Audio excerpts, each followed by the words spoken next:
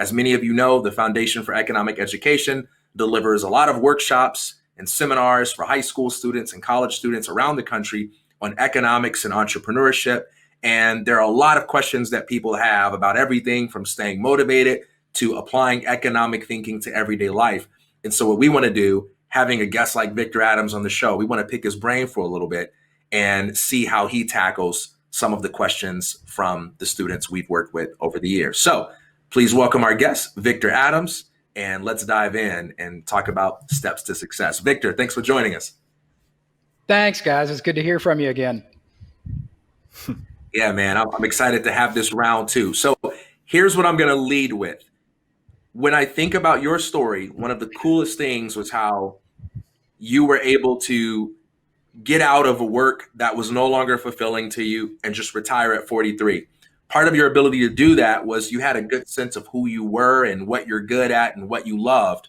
A lot of people, they have good work ethic. They work very hard, but they don't know what they want to do. And that feels like a critical component to success. I got to have some kind of dream or some kind of conviction. And I can listen to a motivational speaker tell me to follow my dreams and work hard. But how the heck do I find out what I should be working hard at when I don't know what I want? That's an interesting, tough question. And it obviously depends on the individual. I was always kind of raised as a beach guy. And so to me, success wasn't having millions and millions of dollars. Success was the ability to go to the beach whenever I wanted. And if I sort of stopped it right there, what I'd say is, great, so I could live in Santa Monica. Right. But then we're back to me needing to be a millionaire. So, you can't really live in Los Angeles and do that unless you're really far out. And then, you're commuting 2 hours just to get to the beach. And so you get that rabbit hole. And so what I said is, all right, well, if you're somebody that's really into reggaeton or reggae or Jimmy Buffett or Pedro Capó or whatever it is down here, for me, that was the big success. If I could get to a place in life where I could spend a lot of my time on the beach, whether it's surfing or swimming or doing whatever, that's rich. That's success. And if I can figure out a way to do that to where money isn't a critical component of it, and I'm not super rich, but money is not critical, that's a big success. And then you start to go through and look at the numbers and say, okay, how do I do that? Where's the spending going? Where's the money coming in? Where's the money going out? And that's the mathematics that I really worked on. And that's what kind of landed me where I was. And as childish as that may sound, that, I wanted to spend a lot of time on the beach, if you're 18 years old and people make fun of you, but that's really your thing, I'm over 40 years old. People can make fun of me all they want. I spend half my time on the beach. So who gets the last laugh in that one? That's awesome. Vic, I think when you are 18 or 17 or 16, 43 sounds like a lifetime away. It sounds so far. And I don't even think you have enough life experience at that age to, one, know what you're going to be doing at 40, or two, how to plan for what you're going to be doing at 40. So if you could walk, your own life back by 20 years and, you are either approaching college or you are in the midst of college and, you have talents in finance, you're a smart guy, you're looking at this perfect career path in front of you, what is the advice now living the life you're living? What would you go back and tell that 23-year-old or early 20-year-old Vic? This gets back to a topic that we discussed previously, and that is taking life in sort of bite-sized chunks that you can accomplish. And it's one thing to set a goal to want to be something, 10, 15, 20 years from now. It's another thing to take the bite-sized chunks to get there.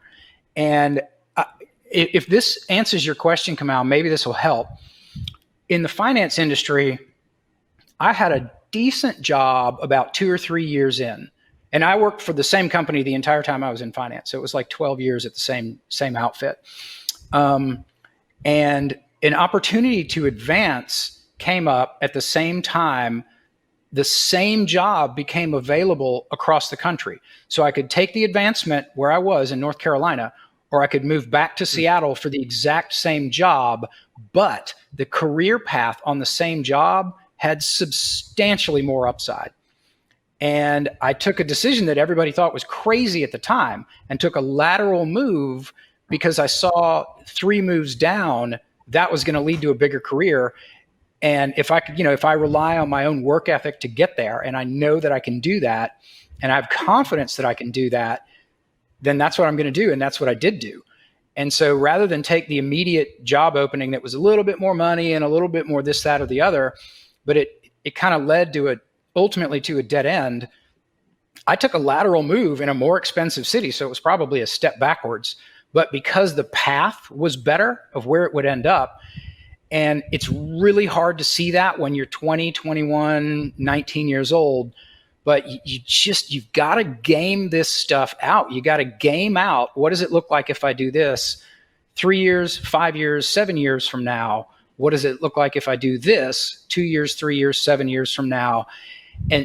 And you're always going to make mistakes. The best piece of advice I ever got was, whatever decision you're going to make, it isn't the last decision you're going to make. You can fix things if they go wrong. And, keeping that in mind, then you go after, what has a better road, even though it's a harder road, and your work ethic's pretty solid, you can backpedal and go another route. So that decision isn't final. So especially when you're 22, chase the things that you want to chase, because you got a lot of time to make up ground later in life. That's a big one. When I graduated college, I remember going back to visit my old high school. And I was actually a few months from graduation. And one of my teachers said, I was in the teacher's lounge and there were a few of them there. And one of them said, "So TK, what's next for you?" And apparently I got this really overwhelmed, frightened look on my face. And I said, "I don't know. I don't know what I'm going to do next." And one of my teachers, saying how worried I was, she says, "TK, you do know that whatever you do next, if you don't like it, you can change it." And that was like a mind-blowing revelation for me, because I was totally treating what I was going to do next as like picking my partner for marriage. Like, whatever I do next, right, this is going to be for the rest of my life. And it's very easy to see life that way when you're very young. And one of the benefits of getting older is that you kind of develop an appreciation for how often you can change your mind and evolve, do something different, as long as you're willing to take your time, make the adjustments, and take responsibility for the choices that you make. So I appreciate that insight. And I'm a math person. Math drives so many decisions that I make, because you take what you've learned, you process it, and you make a decision based on that. And so if the decision goes wrong, you can always look back and say, you know what, based on the information I had, that was the right call. Something may have gone wrong that where this whole thing kind of fell apart on me, but that was the right call at the time. And if you can always look back and say, that was the right call, it didn't work out, that was the right call, then you are going to be a much happier person than if you just made a decision based on your emotions and it didn't work out. Then you're going to think, man, why did I do that? I was euphoric or whatever, and I had too much coffee that day. And that's one piece of advice I would give to younger people, which is, to the extent that you can, take in the data, make a data-driven decision, and understand that if it doesn't work out, it's going to make you a more interesting person. The person that's never failed in life is usually hugely boring. But when you're sitting around drinking Coca-Cola and Sprite and non-alcoholic beverages with your friends at 30 or 40, the people that have made big mistakes, those are the people that are the funniest, because their life has been really colorful, and it makes you a more interesting, more fun person. I grew up in the church. My dad's a pastor, and I spent a lot of time growing up as a kid just around preachers and pastors. And when you're a kid and your parents make you go to church, you kind of just make the best of it. But you tend to fall asleep when these people get up there and give their talks. But I remember there was one pastor friend of my dad's who was always interesting to me. And the reason was because most of his life he wasn't a preacher. He actually was a basketball player. And he actually had a tryout with the Golden State Warriors. Playing in the NBA was his dream. Oh, wow. And he failed at that dream. He never made the team, but he was by far the most interesting person to my brothers and I. And we couldn't wait to run up to him and ask him questions about what was it like to not make the Golden State Warriors? What was that experience like? What are all the things he did? He was just a ridiculously interesting guy, all because he didn't play in the NBA. So when you follow your dreams, even when you don't succeed at those dreams, you become really interesting to other people, and they want to know that story. They want to know what you learned. So that's a really beautiful piece of advice. I want to get another question in, though. I'm thinking about this Key and Peele skit right now, where there's this basketball player who he's so hyped up because he just hits the game-winning shot, and he's in the locker room, and he's just ecstatic, and he says, "Kids, whatever you want to do with your life, you can do anything you put your mind to." And the reporter's all nervous. He's like, "Well, metaphorically speaking, kids." Like, he doesn't mean it literally. And the basketball player is so hyped up, he's like, no. Ain't nothing figurative about this. You can literally do anything you put your mind to. And of course, it ends up in the worst way. And so the basketball player has to do a press conference where he apologizes and says that he subsequently looked up the terms figuratively and literally, and he has to apologize. But what I love about that skit is it kind of captures the tension that exists between dreams and reality. And I know you and Kamal had an earlier conversation about being realistic and dreaming. So when you're young, you tend to be more idealistic. You tend to be more visionary.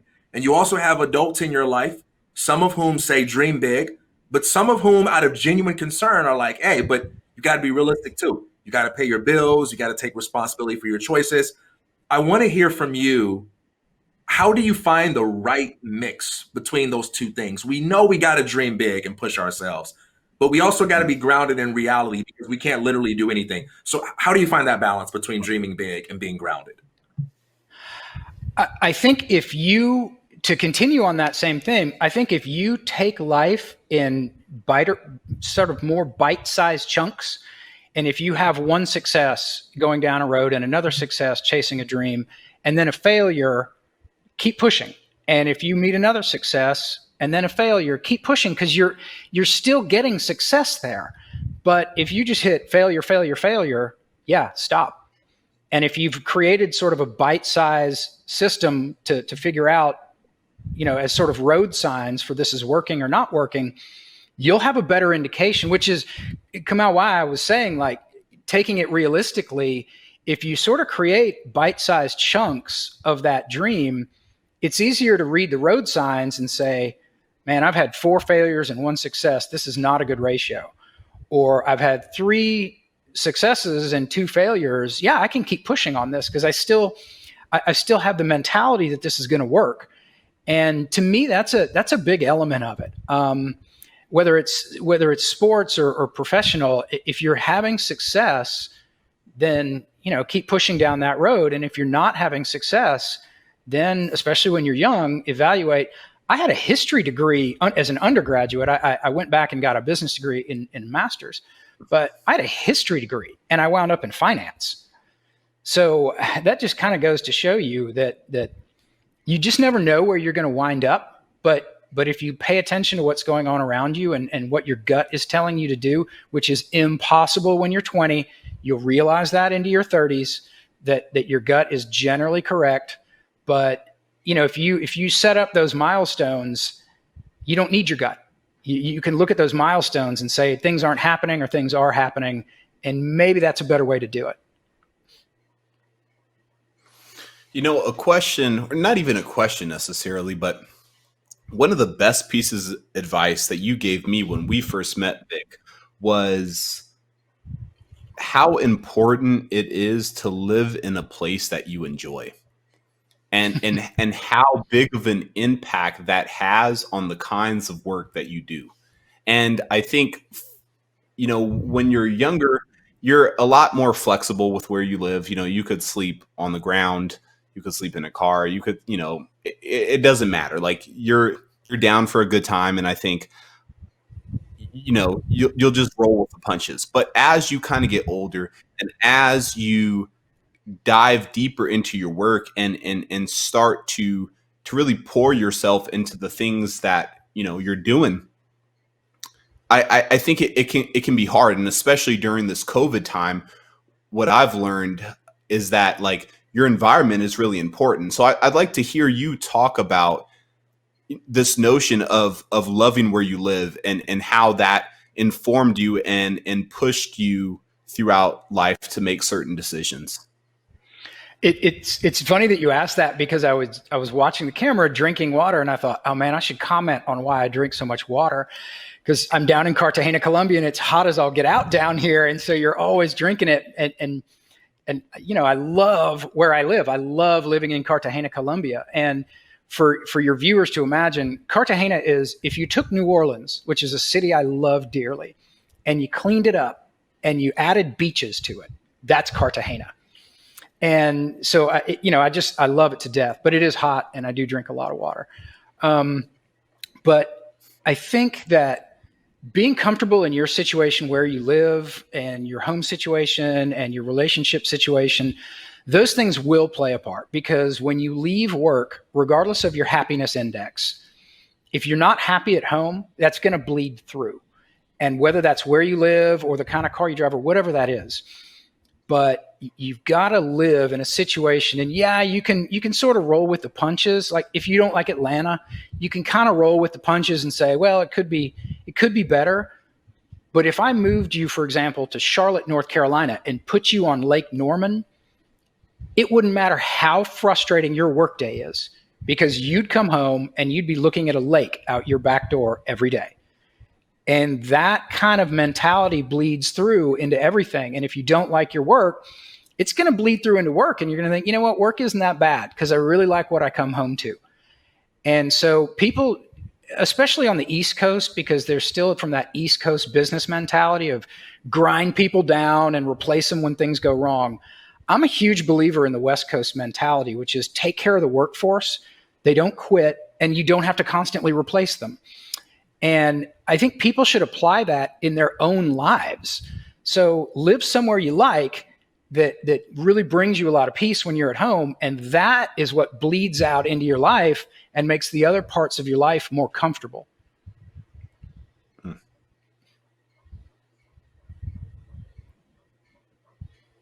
I think you muted yourself, TK. Did that answer your question while he's figuring out the unmute button? Definitely. Did that answer your question? Definitely. Okay. Keys to success, learn how to use a computer. No, man, I'd still be in corporate America if that was required. Victor, guys, go ahead. Just as an interesting note for your listeners, my huge success didn't come in the finance industry. My brick and mortar stores that I ultimately sold were where a lot of the money came from. And one of those stores was a dog daycare. And so you can give me all the MBAs and everything you want. I spent most of my time working with dogs, and it was turning that business into something and then turning that business around that was a huge reason that kind of allowed me to live what I wanted to live. So, people always think finance, technology, it doesn't have to be that way. Yeah. One of the things about being younger, and I'm specifically addressing like that age range between, let's say, like 15 and 20, is that you have a lot of older, powerful, influential people in your life that you have to answer to in different ways. If you want to buy something, chances are you need an adult to sign off on that. You want to do something for the weekend, you need an adult to sign off on that. And it can be very easy to kind of look at freedom as something that you have to wait on. I got to wait till I'm old enough and financially independent enough to move out. I love for you to talk about your perspective on being free in your mind and on maximizing your freedom when you're in circumstances where you have to answer to and be accountable to so many adults who demand different things of you. I would say a part of that goes back to having a living situation and it being in a place you really enjoy, because you can always come home and sort of decompress that way and enjoy your surroundings. A part of that is when you're younger, you do need that. And as frustrating as it may sound to a younger audience, I would have made a lot worse choices at 18 had somebody not said, don't do that. If left to my own devices at 18, 19 years old, I would have made some bad choices. And so you have to balance realizing The people that are doing that are, all things being equal, assuming that, your parents are good people and all that, all things being equal, a lot of times that's worth listening to. Doesn't seem like it now, but it will seem like it down the line. But what you got to remember is life is a series of trade-offs. So if you're going to break that, if you're going to break the rules and assume you're going to get caught, is the punishment going to be worth it?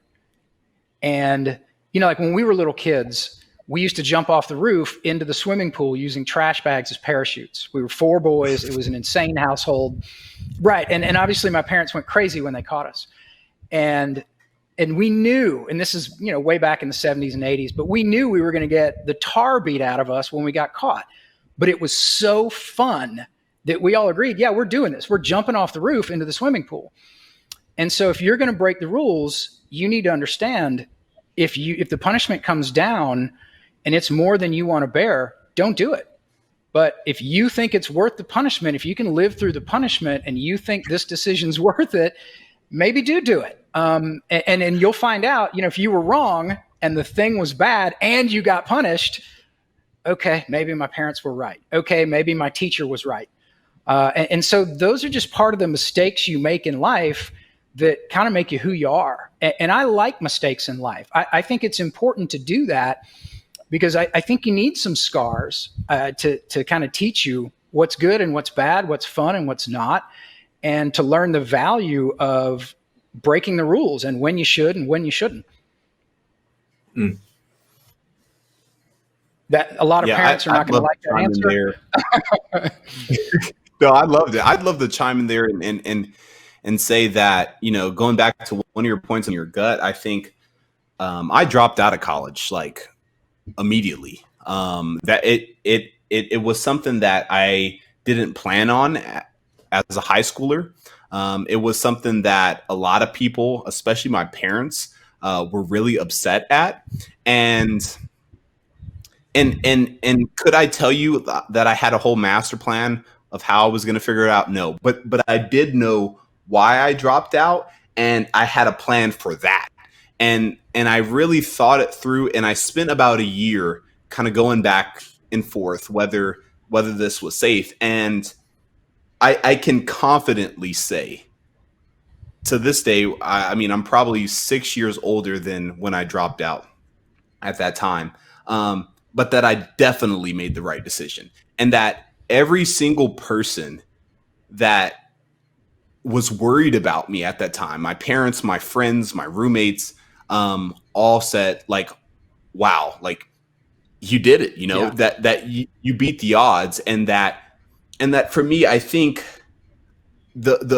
when it comes to these decisions where it seems like there's a fork in the road, if you're able to listen to your intuition and your intuition is strongly telling you to bet on yourself, then you bet on yourself. And especially in a time in life where, like TK and Vic said, that you have time to come back from some of these decisions and you have time to kind of rebuild, then I think, again, you bet on yourself. And I mean, there's nothing as sweet as hearing somebody say, wow, like you did it. Like, despite what my concern was, despite what I was telling you at the time, you made the right decision for yourself. Yeah. Can I chime in on this as well? Especially the whole parenting child thing. One thing I want to say about this is that it's actually a myth that there's some age and stage you get to where you don't have to answer to other people or be accountable to them. There is nothing about being 30 or 40 or 50 where you can just be like, well, I don't have to deal with people anymore. Because, some people will say, I want to work for myself because I don't want anybody telling me what to do. Well, okay, if you work for yourself, that means you're going to have hundreds of people, and we'll call them customers. And now you'll have way more than your parents because they'll be telling you what to do. And unlike your parents, they don't love you. They define your value by how well you can produce for them. Unlike your parents, they don't care about what kind of day you had. They just care about you delivering that product or service at a high level. So if you work for yourself and run your business, you have to answer to your customers. You get married, you have to be accountable to your spouse. So learning how to get along with people, even when you don't see eye to eye on everything, is a skill that it's never too early to learn. And the advice I would give to young people, if you feel like your parents might disagree with your dreams, don't be defensive about it. Because when you're 25 or 35, you're going to have friends that are like that. Trust me, say that. You're going to have colleagues that are like that. You're going to have people that you work with, and you'll tell them it's your dream, and they're going to be a lot more mean about it than your parents. And so if you can't handle your parents doubting your dream, you certainly won't be able to handle the real world doing it. And so when your parents doubt your dreams, take that as an opportunity, because if you're doing something that is right for you, you should be able to articulate your reasons why in a non-defensive way. So take that challenge as a great opportunity to become a better critical and creative thinker. That's what I would throw in there. And just to close that out, TK, I would say this: as somebody that employed 60 people across multiple businesses and did a similar role in the corporate world, if you're younger and you're trying to sort of sell the idea that you want to do something to older people or people in charge, think about selling it this way. The reason that a lot of the people I hired got hired is because they were interesting. It wasn't because their resume looked like everybody else's. It was because they spent, like I did, they spent 9 months living in Russia. All these resumes that are getting churned out, they look the same. And so every conversation as an employer I have is the same. And then I've got to look through 20 resumes that all look the same and pick one. But if I go back and think, oh yeah, that's the guy that lived in Italy for 9 months and went on this crazy adventure, that's something that stands out. And so if you're going to do something like that, that's a way you can sort of pitch that to people in charge to say, this is something I'm going to pursue because it's going to help me stand out. Because, you know, business schools and undergraduate schools and junior colleges, they're pushing you into this sort of algorithmic view of the world, which is all things are equal. And then A, B, if you're a little bit smarter than this guy, or your conversation's a little bit better than that woman. But, you know, if you come up and say, yeah, lived in the Soviet Union for 9 months, everybody's going to remember that. So there's an interesting element to you can sell that, trying to trace your dreams a little bit on the side.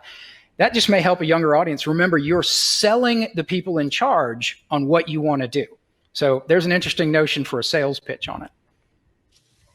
Yeah, that's powerful, Victor. I think we all want that experience of just saying what we want to do and then having everyone go, yay, that's a great idea. But you really do have to learn how to sell your ideas. If you have a proposal or a pitch, whether it's to your parents or to your customers or your boss, it's important to learn how to see reality from another person's perspective, from the vantage point of their concerns and questions and doubts and fears, and then saying, hey, look, here's how this is a win-win for everybody. So I think that's right on the money. I wish we could go for another hour asking you all these questions. This was a great time. I appreciate you joining us again and sharing your thoughts and insights. Victor, you really do rock. You guys are the greatest. Thank you so much. And I hope you have a good rest of your week up in the U.S. It will be sunny and 96 for the next 7 months. Thank you so much, man. We'll make the most of it here in the U.S. For those who want to follow Victor, you can check him out on Twitter at @right_Vic Adams. You can also go to his website, vicadams.com. Check out the book on Amazon or on the website. And then you can check out Rev1 at fee.org/1/Rev1. fee.org/Rev1. Don't forget to sign up to the email list, subscribe to the YouTube channel, and check out the Revolution of One live streams every Tuesday, Wednesday, Thursday, 12 p.m. Eastern time on my Twitter at TK_Coleman. I had to remember that. Take care, everybody. Peace. Thanks. See y'all.